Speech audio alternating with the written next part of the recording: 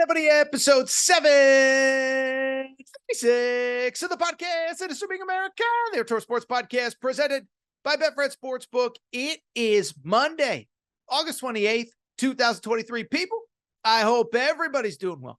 I hope everybody enjoyed the week 0 slate of college football. That is right.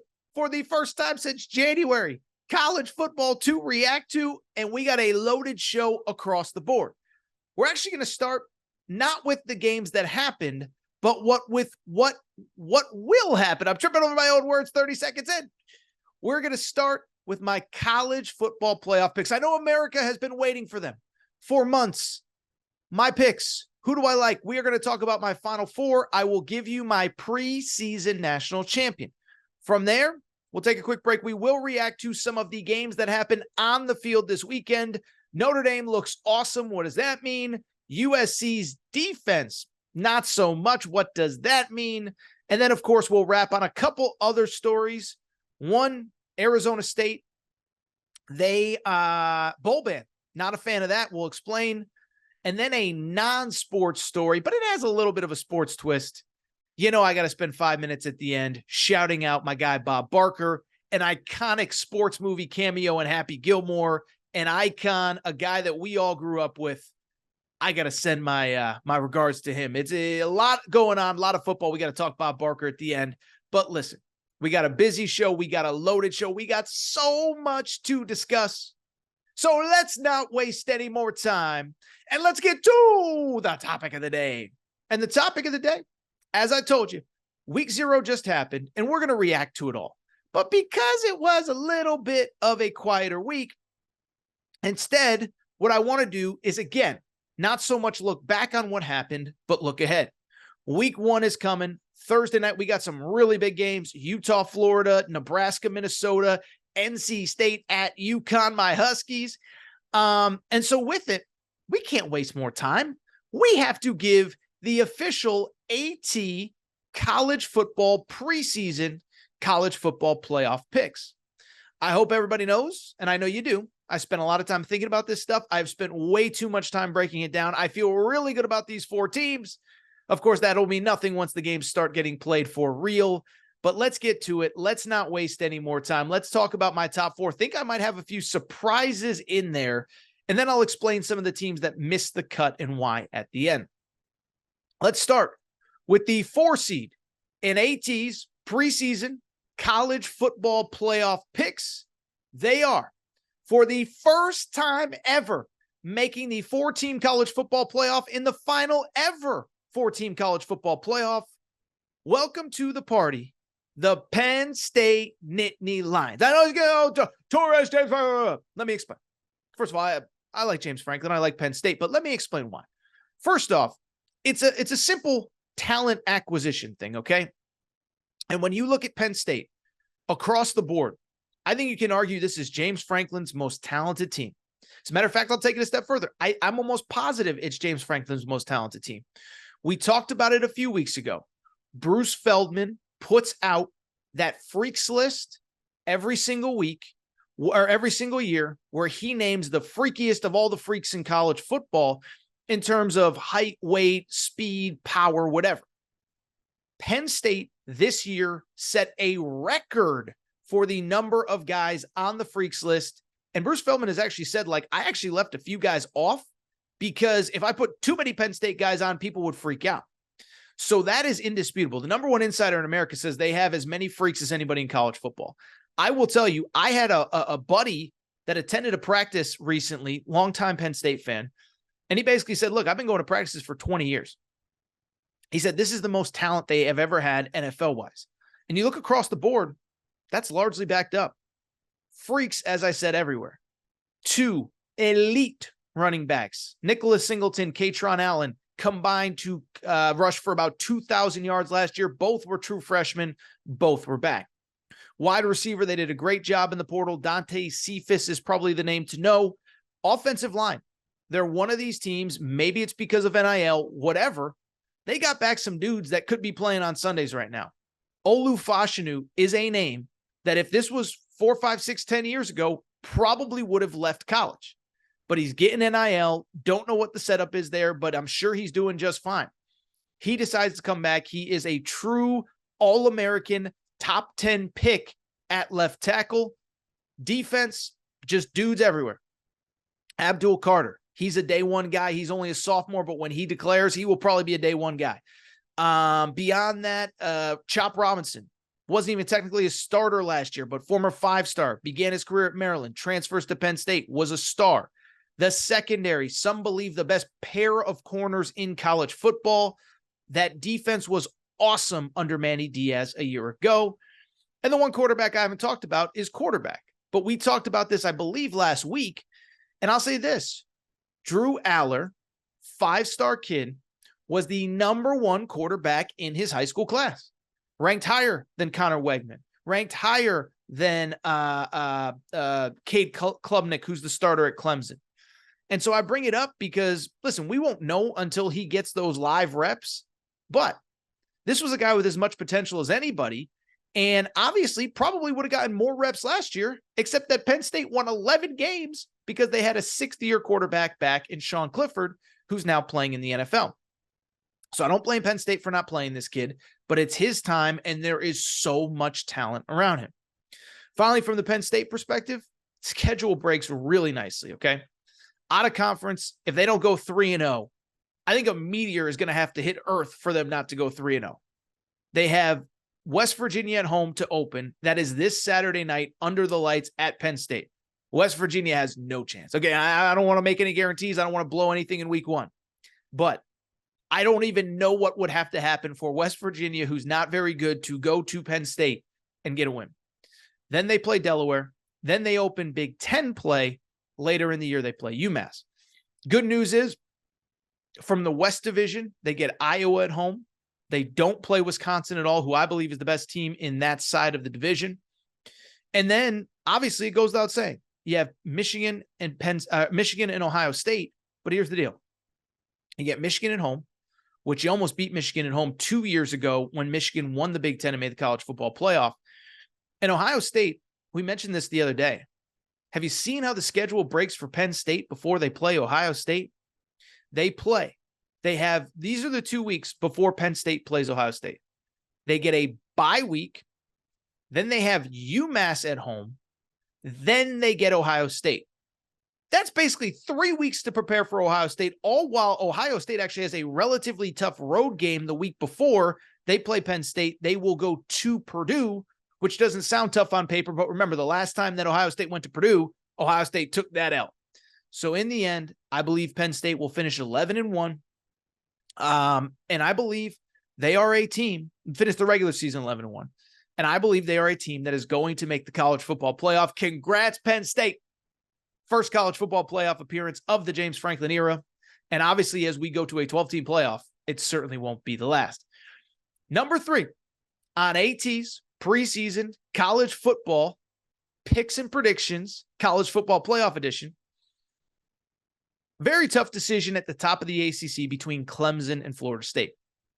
I'm not as down on Clemson as everybody else. I do think a lot of it was the coordinator, was DJ Uiagalelei, who obviously has transferred to Oregon State. And this year, that should all be fixed. Cade Klubnik is in at quarterback. He was awesome in the conference championship game last year versus North Carolina. Also, it goes without saying, Garrett Riley, Lincoln Riley's younger brother, is now in to call plays at Clemson.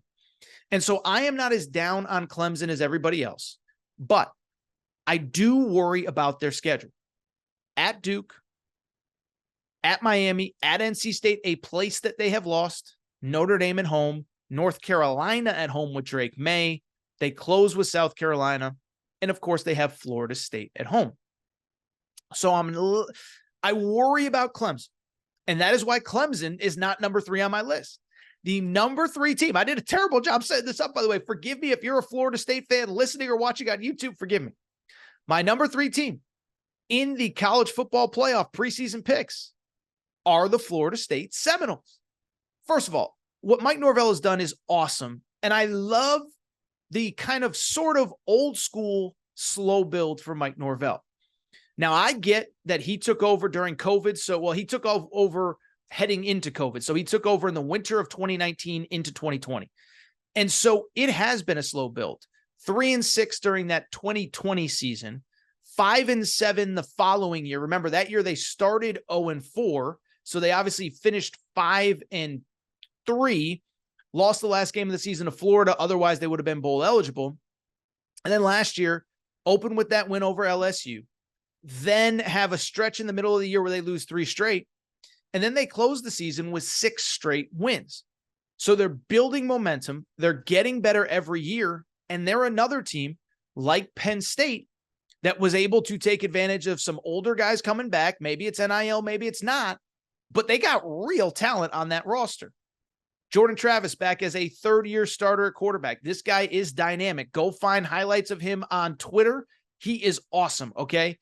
This was a guy that a year ago threw for 24 touchdowns, 3,200 yards, and also rushed for 417 yards and 7 touchdowns. So a guy that accounted for over 30 touchdowns. The running game, one of the best running games in all of college football, behind one of the best offensive lines in all of college football. Remember, LSU opens against Florida State. That might be the best offensive line they see all year, or at least until they play Alabama later in the year. Several all-ACC guys coming back. You add some guys in the portal. And then on defense, another spot where a lot of key guys are coming back at positions of need, maybe because of NIL, but who cares? Jared Verse would have been a top 15 NFL draft pick last year, decided he wanted to come back and try to finish his career at Florida State in style. You have a bunch of other guys across the board, really good transfer additions. Brendan Fisk along the defensive line, Fentrell Cypress, a former all-ACC cornerback at Virginia. So you go across the board. They got talent everywhere. And I think even though the schedule starts tougher, it's more manageable than Clemson's. I just mentioned Clemson's got to play not only Florida State and Notre Dame at home, they also have to play at NC State, at South Carolina, at Duke to open the year. I like Clemson, but I worry about that schedule. For Florida State, it really comes down to September. They play LSU week 1 next Sunday against in Orlando. And then the last weekend of September, September 23rd, it's not even the last weekend, they do go to Clemson. So the one thing I'll say, we'll find out really, really, really quick if this Florida State team is legit and if they're a playoff contender. But if they can even go 1-1 in that 2-game stretch, back half of the schedule is actually very manageable. 5 of their final 8 are at home. They're only 3 road games after October 1st. There are only 3 road games: at Wake Forest, at Pitt, at Florida. Respect the Gators, respect Billy Napier. I don't think Florida's very good this year. Wake Forest and Pitt should be wins. If those are the road games you have to get through to get to the playoff, I like them. A ton of it will come down to, can you take care of LSU in week 1? If you like LSU to win that game, you probably like LSU as a playoff contender. If you like Florida State to win that game, you like Florida State as a playoff contender. You can probably guess where I will lean once I make my pick for this weekend. Let's get to number 2. This was another really tough one for me.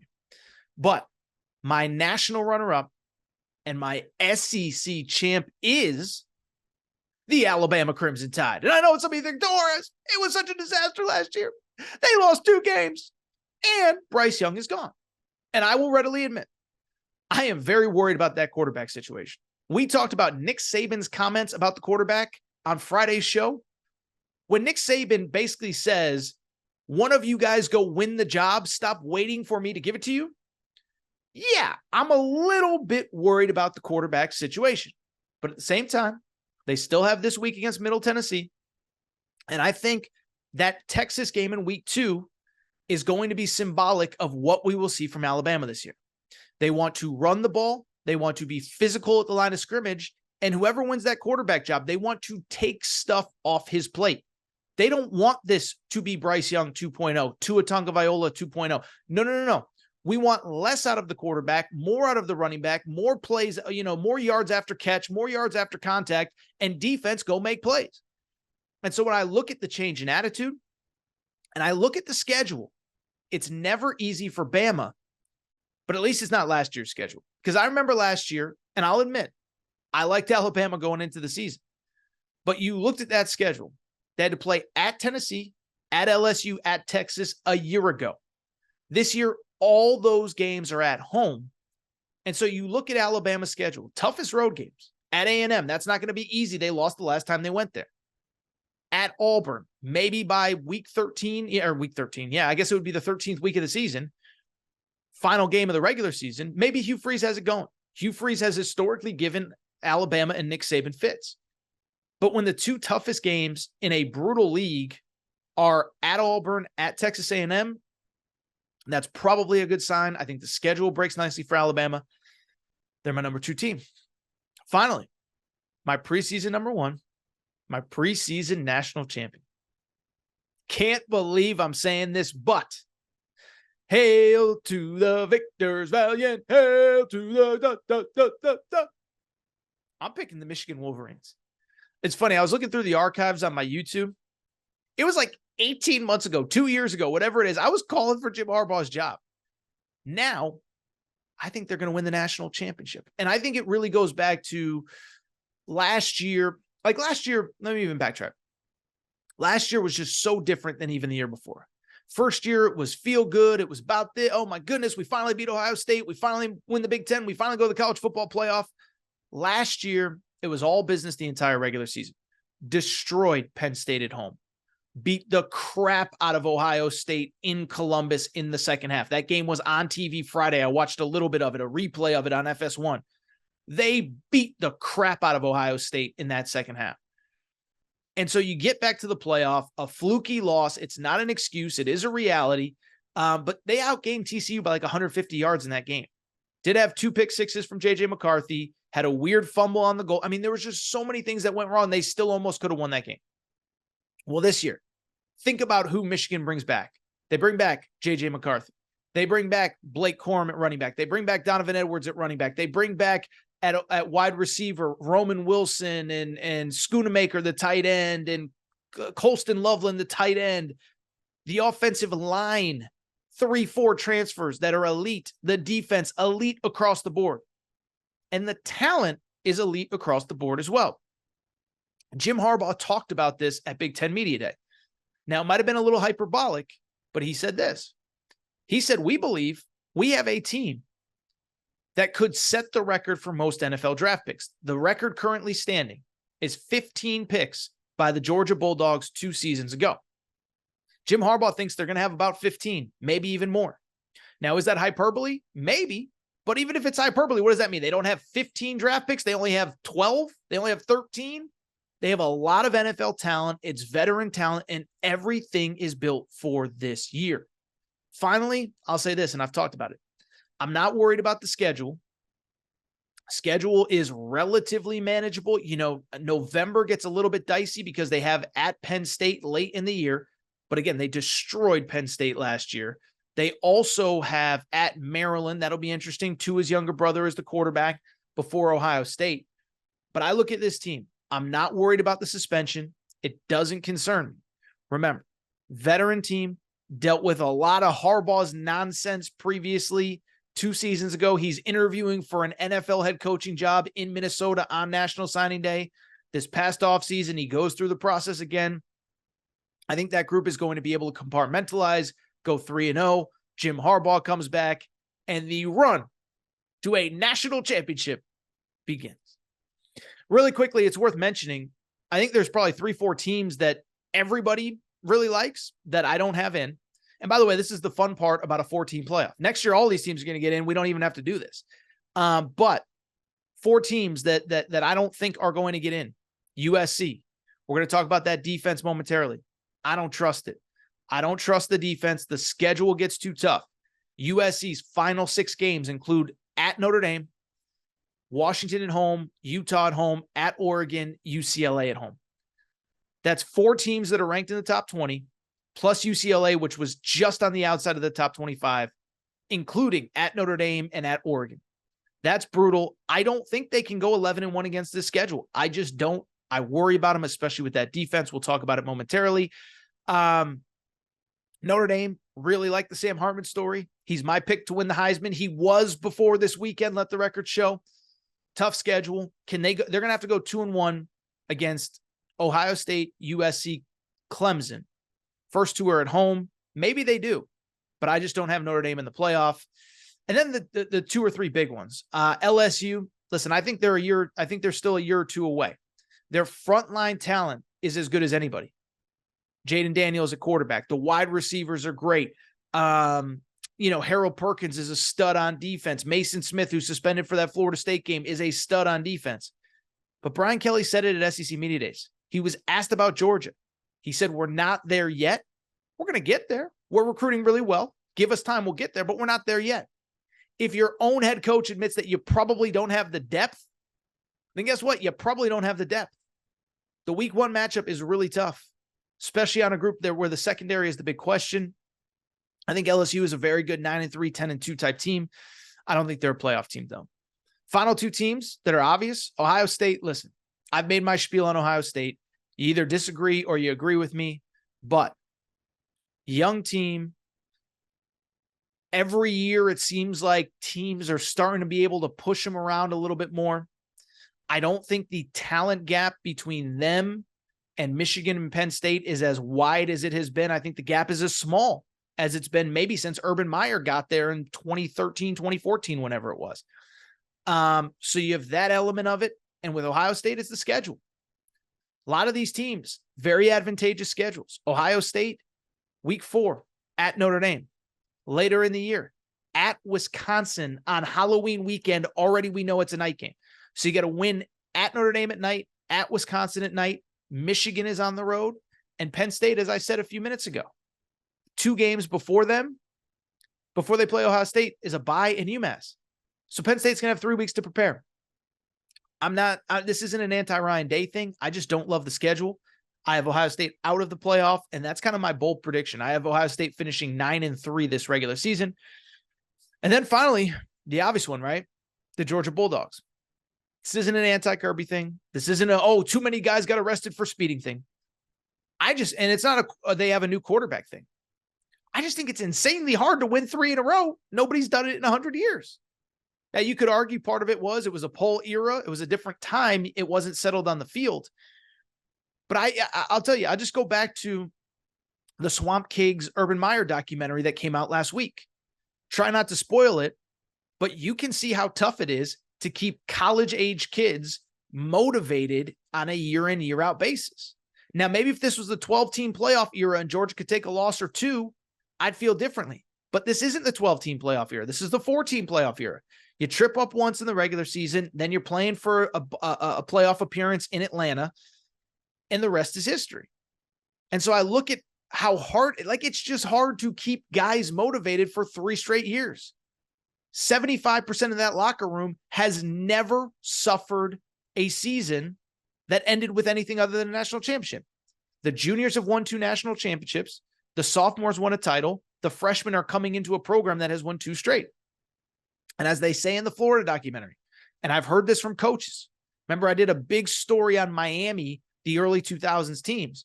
And they said their problem was when the freshman classes came in after Miami won that title in 2001, they started to walk around like they won it's like, you didn't win a national title. You weren't here. You didn't do nothing. Now it's time for you to earn yours. And then obviously for Miami, it didn't work out. USC couldn't win 3 straight. Heck, Nick Saban in Alabama, even in the pre-playoff era, couldn't win 3 straight. So if you pick Georgia, if Georgia's your pick, I don't blame you. But I'll say this too about Georgia. Even last year, they were trailing Missouri on the road, like 4 minutes to go. Maybe not 4, like 8, 9 minutes to go. Came back and won. We know what happened against Ohio State on New Year's Eve in the playoff. So this isn't, again, an anti-Ohio State thing or an anti-Georgia thing or whatever. I just think it's really, really hard to win 3 straight. It's why nobody in the modern era has ever done it. Those are your official AT college football playoff picks: Penn State, Florida State, Alabama, and Michigan. So what I want to do, take a quick break. When I come back, we're going to talk about some week 0 college football, baby. Notre Dame, they looked really good. USC, they looked really good on one side of the ball. What does that mean? We'll talk about that. Arizona State. Quick break. Be right back. This show in a minute. But before we do, I want to welcome back our presenting sponsor, Betfred Sportsbook and the Betfred Sportsbook app. By now, You know Betfred's story started in 1967 in the UK, over 1,000 shops in the UK, and they have now come to the United States and made a major splash. They are the presenting sponsor of not only all things Aaron Torres Media, but the Colorado Rockies, the Denver Broncos, the Cincinnati Bengals. And what I love about Betfred, nobody takes care of their customers quite like Betfred does. I've been telling you that for a year. We have sent listeners of the Aaron Torres pod to Denver Broncos VIP tailgates. The Betfred suite at Cincinnati Bengals games is rocking. Betfred bettors have thrown out first pitch at the Colorado Rockies games. Nobody takes care of their customers quite like Betfred, and here is what they are doing for you right now. How about this? Bet $50 on any game, get up to $1,111 in free bets. Here's how it works. Download the Betfred Sportsbook app. Bet $50 on anything you want to bet on. You automatically get $111 in free bets. But beyond that, you get up to $200 in insurance for your first 5 weeks as a Betfred customer, totaling $1,111 in free bets. I've told you for a year, nobody takes care of their customers quite like Betfred. They're the only book that I bet with, and I want to thank Betfred for being our presenting sponsor. Hey, I'm back. Good to be back. So how about we actually get to some of the on-the-field college football? Because this weekend was week 0, and there were actually some games that counted in the standings and mean something. And so what I want to do is just talk about some of the results from the weekend. And the one thing I do before we get too far into this segment, I'm going to pull the Jerry Maguire again. I'm not going to do what you all think I'm going to do, which is just completely overreact to week 0 in college football, which is what everybody does every year. Although I will say, sometimes it's weirdly accurate, like last year when we all called for Scott Frost's job after losing in week 0 to Northwestern. 3 weeks later, he was out after losing to, I believe it was Georgia Southern. Anyway, let's talk a little week 0. And I do want to start with, obviously, look, the marquee game of the day, 2:30 Eastern. By the way, whoever put the schedule together for college football this year, total epic failure. There was no lead-in game. There wasn't even a lead-in pregame show for us to watch anywhere. But Notre Dame and Navy kick off in Dublin, the official start to the 2023 college football season. And all I'll say is this. How about them Irish? Just an absolute butt kicking as Notre Dame goes overseas, beats Navy, final score 42-3. Now, again, I promised I'm not going to overreact. It's Navy. They have a first-year head coach. Notre Dame should beat them by a significant margin, but I do think there are some things that you can take out of this game, and I think there are some, from a positive perspective, questions that you can ask about Notre Dame, including what the ceiling of this team might be, and is it actually higher than in years past? And if you go through all of our preseason content, all of the shows that we've done, what is the one thing I've consistently said when it comes to Notre Dame? I've said, look, for years, since Brian Kelly got there, we know what they're all about. Running the ball, big O-line, physical O-line, great defense. And listen, the quarterback play is good, but not great. Not going to beat themselves, Ian Book, Jack Cohn, etc. But the thing that I have said, and I get a lot of stuff wrong, so I'm not going to sit here and take a victory lap because for one game I looked pretty smart. But I have said consistently, this kid, Sam Hartman, is the real deal and the best quarterback Notre Dame has had for a significant amount of time. Just because you didn't watch him at Wake Forest doesn't mean he's not a baller, okay? All you need to do is look at the stats. I don't care what division, what conference, what league, what level. He threw for 77 touchdowns and 7,000 yards over the last 2 seasons at Wake Forest. Of course, 2 seasons ago, they won their division and played for an ACC title. And I said, look, if you have gotten across the board, C+, B- quarterback play, what happens at Notre Dame if you're actually getting really good quarterback play this year? Well, we got a taste of it on Saturday. Again, it's Navy, but it's hard not to be impressed, right? And I saw a lot of this on Twitter, and I actually agree with a lot of the guys and girls on Twitter. 2 things can be true. You could say it's only Navy, it's only this, it's only that, whatever. But you also have to give credit where it's due because Notre Dame did exactly what you wanted to see in an opening game performance in which they were heavily favored and proved to be correct. In terms of the game itself, listen, I mean, you go ahead and look. I mean, again, 42-3 was the final score, but really the story is Hartman. Again, phenomenal player. By the way, for the record, if you listen to Friday's show, before week 0, I said this is my Heisman Trophy pick for all of the reasons that I just said. Well, heck of a debut for Sam Hartman, 19 of 23 passing, 251 yards, 4 touchdowns, 0 interceptions. It's a long season.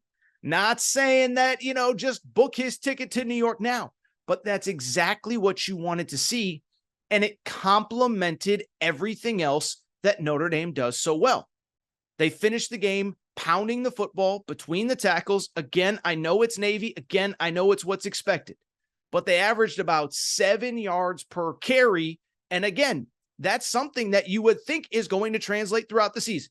If you have a quarterback that can stretch the field, if you have a quarterback that can hit deep balls, it completely changes the complexities of the offense. And I'm not an X's and O's guy, but at the same time, it allows for better running lanes. It allows for play action passes.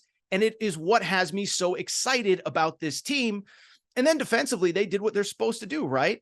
3 total points given up, just 1 sad little field goal at the end of the game. And in terms of total stats, Navy finished with under 200 yards of total offense. Now, you can say that's no big deal. You can say it doesn't matter, and maybe it doesn't, but it's also worth noting this. This same Notre Dame team struggled with this same Navy team last year, barely surviving, winning 35-32 in a game where Navy put up close to 400 yards, 363 yards of total offense. So great effort by the offense, great effort by the defense. And I'll tell you, I think there is legitimate reason to be excited about Notre Dame. And again, when you say this, I'm not saying they're better than Georgia. I'm not saying they're better than whoever you deem to be the best team in college football. But at the same time, look at the schedule and look at the possibilities for what this team could be by the end of the season. First off, 4 Saturdays from now, week 4, they host Ohio State. Now, Ohio State's really good. We just talked about them. We talked about my concerns. But let me just ask you this. Put aside the fact that as we record here, I don't know who the Ohio State quarterback's going to be, but who are you going to trust more in a game under the lights, 7:30 Eastern kickoff in South Bend?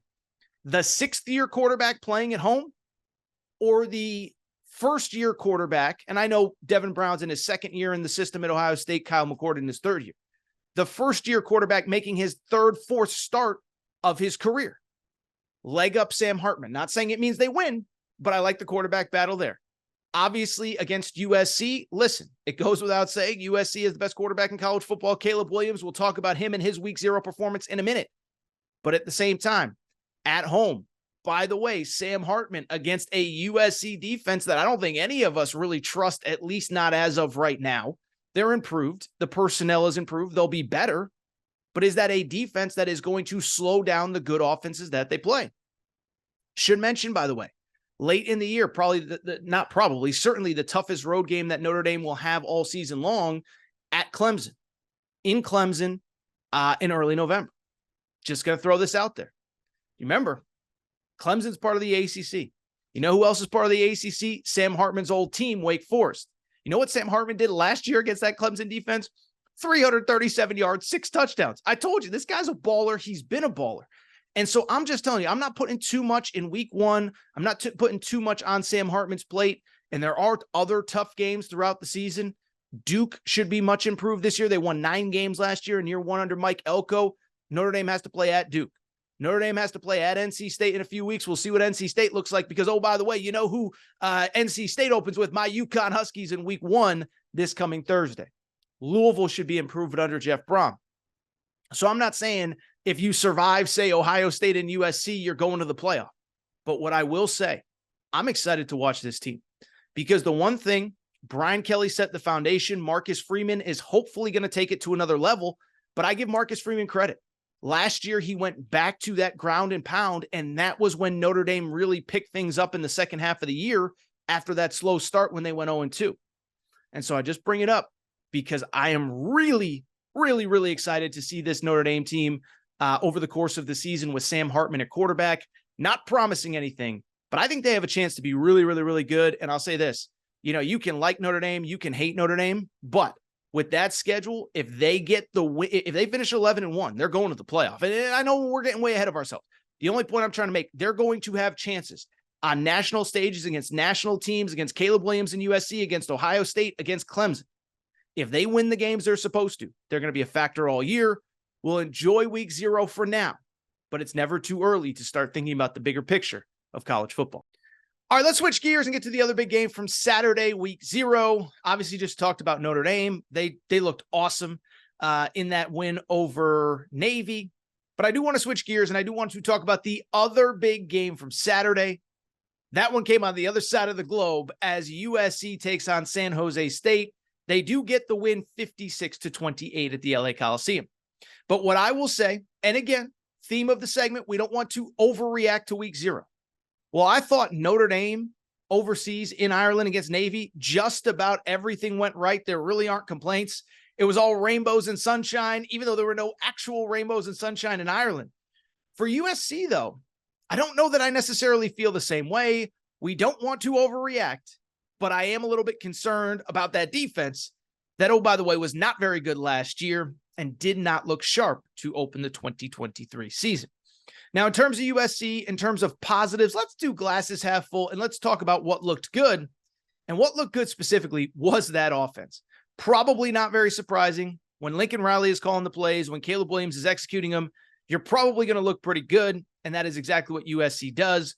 Over 500 yards of total offense, 56 points. And what's kind of wild to me about that game, I'm not totally sold that USC gave like an A++ effort. I thought it was kind of a workman-like, almost like in the preseason where it felt like USC was going about, 60, 65%, focusing on execution, trying to take care of business, trying not to show too much. So when you put up 56 points and 500 plus yards of offense, and it is not a situation where you played your best, that to me is a positive, right? On top of that, what I would also say, and it's not a surprise, the guy that really broke out is the guy that everybody's talking about here coming out of week 0. That's Zachariah Branch, the wide receiver who was awesome in that game. If you're a recruit, Nick, it's probably not surprising. Zachariah Branch was the number 1 wide receiver in this past high school class. Interestingly, he committed to USC and Lincoln Riley very early, like right after Lincoln Riley got the job back in December of 2021. And so because of it, I think he kind of fell sort of under the radar as a high school player, not a super big recruitment, wasn't visiting Bama, wasn't visiting Michigan, wasn't visiting Ohio State, wasn't visiting Georgia. He was kind of just a guy that committed early. We didn't really talk about him, but we are talking about him now. He was awesome on Saturday at the LA Coliseum, 4 catches, including a touchdown. And then, oh, by the way, a kickoff return for a touchdown as well. And it was really that kickoff return for a touchdown that essentially sealed the game for USC. San Jose State had just scored, cut the lead to 35-21, probably about midway, sort of late in the third quarter. Zachariah Branch takes that kickoff back for a touchdown. It is now 42-21. And from there, USC cruised to victory. With that said, I do want to talk a little bit about the negatives. And again, try not to overreact. But I think the first negative is exactly what I just said. Midway through the third quarter, San Jose State on the road in an opener against USC believed that they had life in that game. And it's only week 0, and it's not time to overreact. But at the same time, here is my concern for the defense. First of all, the defense was not good, okay? So the defense in total as a team, how about this? They gave up 28 points, okay, whatever. But in total, they gave up almost 400 yards of total offense, and they gave up almost 7 yards per carry. And this is a defense that last year ranked what? They ranked 106th in total defense. They gave about 430 yards per game. They gave up 30 plus points per game, 94th nationally in points allowed. And where my concern comes in for USC is this. I get that it's week 0, but at the same time, this is a team and this is a defense that all offseason long told us how different it was going to be. We added pieces in the portal. We added Anthony Lucas from Texas A&M. We added Bear Alexander. The personnel is better. We're going to be better. We got transfers from A&M and Georgia and Mason Cobb from Oklahoma State. It's going to be so different this year. And so when you spend all offseason telling me that, You kind of got to show it to me on Saturdays when you take the field. I'll give you an example. Alabama, all offseason, they've said, we want to be more physical. We want to be tough. Well, if Alabama comes out and rushes for 2.5 yards per carry and has 84 yards rushing on 39 carries on Saturday, we're going to be worried. And it's the same with USC. And so to me, the good news, there's plenty of time. It is week 0. You have Nevada next week. The out-of-conference portion of the early portion of the schedule is very manageable. Your first 3 games in Pac-12 play are against the teams that were picked to finish 9th or 10th, 11th, and 12th in the league: Arizona State, Stanford, and Colorado. You should win all those games. But ultimately, the schedule is going to get tough. Notre Dame all of a sudden does not look like a pushover with how Sam Hartman played on Saturday. Washington will not be a pushover at home. Utah will not be a pushover at home. Oregon certainly won't be a pushover on the road. And so this is where the concern comes in, is you spent all offseason telling us it would be different. You spent all offseason telling us how improved you'll be. And right now you're not there. I'll give you a super abstract example, but you know what this reminds me of? Remember last year in week 0? Remember Nebraska? They played Northwestern, ironically, in Ireland in week 0. And they were coming off that year. They were 3-9, but I think 8 of the 9 losses were by a touchdown or less. And they said, this is the year. It's going to be different. We're going to close out games. And then they lost a close game to Northwestern in the manner in which they had lost all the games the year before. And you kind of sat there and said, all that stuff you were telling us all offseason was kind of nonsense. Well, that's how I feel about USC right now. They have time to turn around. They have time to figure it out. But listen, you can't tell us all offseason that things are going to be different, then come out and give up 7 yards per carry to San Jose State. If San Jose State can do that to you, I don't know what Notre Dame's going to be able to do to you in South Bend, or Oregon in Eugene, or Utah, a team that beat you twice last year. USC has to be better, and it has to be soon. I'm officially worried. This is why, by the way, we just talked about it. I did not pick them to make the college football playoff. This was coming into the weekend, so it had nothing to do with this exact performance. I just need to see it from them, and I haven't seen it yet. All right, really quickly, let's just get to some other stuff. And ultimately what I would say is there really isn't all that much from week 0 that needs to be discussed. Listen, shout out to Jacksonville State. Rich Rodriguez is the head coach there. It was their first game as an FBS member. They have come up to the FBS level at Jacksonville State. They win. It was close. It was weird. It was whatever, but they do get the win over UTEP at home. They are a member of Conference USA. They are 1-0 after week 0. Shout out to the UMass Minutemen. They get a victory in week 0. I'll say Vanderbilt, they were one of my best bets of the season, over under win total of 3.5. They start 1-0 at home against Hawaii after some crazy rain delays. But ultimately, a little bit of a quiet week 0, not a ton to react to. On Wednesday's show, we'll start to preview week 1 because on Thursday, we have some big games. Utah and Florida play on Thursday. UConn and NC State, that's going to be one I think people are going to have on a second or third screen. Minnesota and Nebraska will play on Thursday night on Fox. So a lot of big games Thursday. Certainly we will preview all of them on Wednesday's show and Friday's show. But what I do want to do is wrap with one more college football story, and then one story that is definitely not very college football related. But let's start with the college football story. And that was on Saturday, and on Sunday morning, we got a very interesting, very frustrating piece of news. And that is that Arizona State football has decided as a school to self-impose a 1-year postseason ban, meaning if they get eligible, they will not play in a bowl game. By the way, worth noting, we crushed the NCAA last week because of the Mason Smith situation at LSU. This is not the NCAA. This was Arizona State taking it upon themselves. Arizona State banning their players from playing in a bowl game this year. And how about this? Just 5 days before kickoff of their season, Arizona State's administration told the team, and I'm not going to beat around the bush. That's obnoxious. That's annoying. And that's embarrassing for Michael Crow. Listen, by the way, I'm going to call him out by name. The only way these clowns get put into their place is if you call them out by name.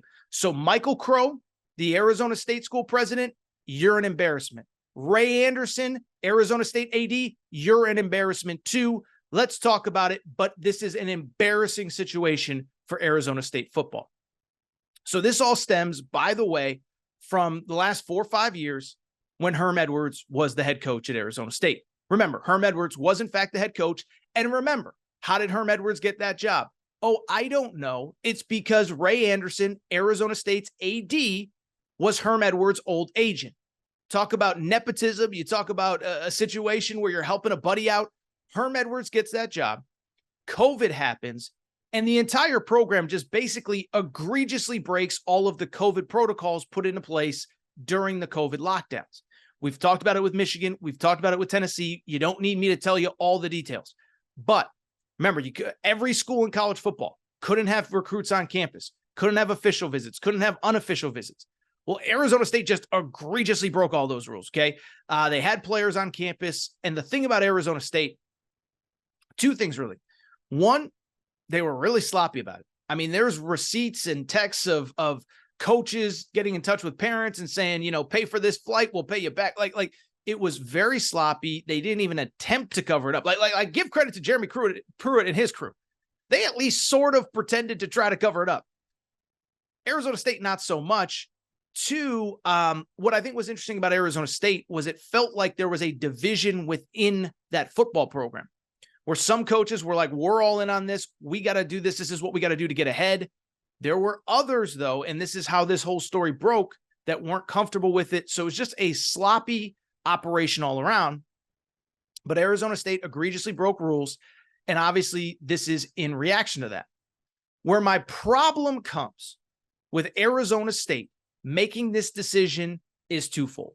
One, to do it now is an embarrassment. A week. Listen, you criticize the NCAA all you want. But in general, when there's a postseason ban, when you're not, they generally will do it in the previous year, the spring, whatever, so that if players enroll at a school, they have time to leave and find a new home if, in fact, they are not planning on, if they don't want to stay because of a postseason ban. So where my problem is with Arizona State is, one, the school making the decision to do it 5 days before the season is an embarrassment, okay? It is a situation where they could have done this in January. They could have done this in December. They could have announced it right after they hired their new head coach, Kenny Dillingham. Instead, they wait until right before the season. And oh, by the way, Arizona State has the second most transfers in college football behind only Colorado. So you have a lot of players who actively chose this school for the opportunity to play for this coaching staff at this school at this moment in time. None of those kids are going to be able to play in the postseason this year. And Arizona State has 20 plus seniors who are in their final year of eligibility. So a lot of players that have either stuck through all this nonsense or transferred in to play for this team this season, no longer eligible because Arizona State made this decision on Sunday. Beyond that, and this is the frustrating part, the decision was made on Sunday and Herm Edwards gets off scot-free. Remember, this story all came out 2 off seasons ago. This story came out going into the 2021 season. Then from there, Arizona State has a really bad year in the 2021 season. That was the post-COVID season. That I'm not talking about the season in which, the Pac-12 played like 2, 3, 4 games, depending on the school. No. Going into the 2021 season, this all came out. Arizona State is 8-5, but after it, the writing was on the wall for Herm Edwards. We all know what his staff did. We all knew some sort of penalty was coming, and Arizona State decided to bring him back last year only to fire him during the season after they started 1-2. So Herm Edwards faces no punishment. And then, oh, by the way, Herm Edwards gets fired and gets a full buyout and gets to go to ESPN, has no accountability whatsoever. Just gets to go on ESPN. He gets to talk about the Jets and the Dolphins and the Bills. This is where the frustration is. And it's a frustrating situation because, again, it's the adults that made the decision. And so I'm going to call him out again. Michael Crow, Arizona State president, you're a clown. Ray Anderson, Arizona State AD, you're a clown.